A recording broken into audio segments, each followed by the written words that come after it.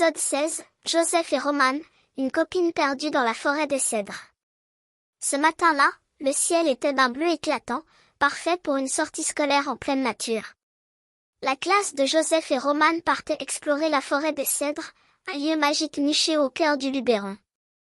Les enfants étaient excités à l'idée de passer la journée en pleine nature, à observer les arbres gigantesques et à écouter le chant des oiseaux. N'oubliez pas de rester près des adultes, rappela la maîtresse en ajustant son sac à dos. Joseph et Roman marchaient côte à côte, les yeux grands ouverts. La forêt était immense, avec ses cèdres centenaires dont les branches formaient comme un plafond naturel. Ils avançaient en file indienne derrière leur maîtresse, leurs petits pieds foulant le sol recouvert d'aiguilles de pin. « Regarde, un écureuil !» chuchota Roman en pointant du doigt une branche haute. « Chut ! On va le faire fuir, répondit Joseph en souriant. Soudain, au détour d'un sentier, ils entendirent des pleurs. C'était Lily, une des copines de Roman, qui était assise sur une souche, les yeux rouges. « Lily, que s'est-il passé ?» demanda Roman en s'approchant doucement. « Je me suis perdue. Je ne trouve plus le groupe, répondit Lily en sanglotant. Joseph, toujours prêt à jouer les héros, prit une grande inspiration. « Ne t'inquiète pas, Lily. On va t'aider à retrouver le groupe. » Roman hocha la tête. Mais au fond d'elle, une petite voix lui soufflait que la forêt était immense et qu'ils pourraient se perdre eux aussi.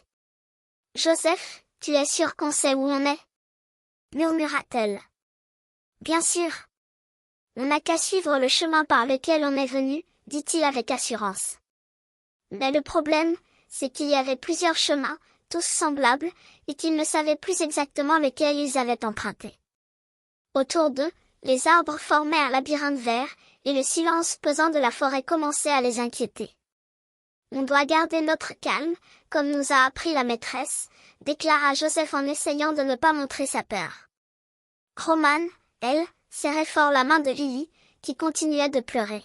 « Je veux retrouver la maîtresse !» sanglota-t-elle. Soudain, un cri perça le silence. C'était la voix de la maîtresse, qui les appelait. « Joseph! Roman! Lily! On est là !» cria Joseph en agitant les bras. En quelques instants, la maîtresse arriva en courant, suivie des autres enfants. « Vous allez bien ?» demanda-t-elle, soulagée. « Oui, on a retrouvé Lily » expliqua Joseph fièrement.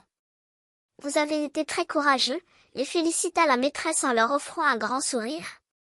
Le groupe repartit en direction du point de rassemblement, où ils s'assirent pour pique-niquer. Roman et Joseph n'avaient jamais été aussi heureux de retrouver le reste de la classe. Pendant le pique-nique, Joseph, Roman et Lily racontèrent leur aventure à leurs camarades. Ils décrivirent les chemins sinueux, les bruits inquiétants de la forêt et la sensation étrange de se sentir perdu au milieu des arbres centenaires. « Moi, je serais resté calme, » affirma un garçon, tout en croquant dans son sandwich. « Facile à dire, » lança Roman. « Quand on est au milieu des arbres et qu'on n'entend que le vent, c'est vraiment impressionnant. » Lily acquiesça, les yeux toujours un peu humides. Mais peu à peu, elle retrouvait le sourire. De retour au bus, Lily remercia ses deux amis d'avoir pris soin d'elle. « Merci, Joseph. Merci, Roman. Je n'oublierai jamais ce que vous avez fait pour moi. » Joseph gonfla la poitrine, fier comme un petit coq. « C'était rien. On est des explorateurs maintenant. » Roman, quant à elle, regarda la forêt défiler par la fenêtre du bus, le cœur léger, avec la sensation d'avoir accompli une belle mission. Le soir, de retour à la maison, Joseph et Roman racontèrent leur aventure à leurs parents, encore tout excités par les événements de la journée. « Vous avez vraiment été courageux » les félicita papa. « Mais rappelez-vous toujours de rester près du groupe. »« Oui, on s'est un peu perdu » avoua Joseph en baissant les yeux.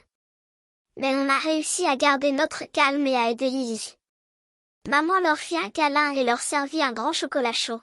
« Vous avez bien mérité ça, les petits explorateurs. »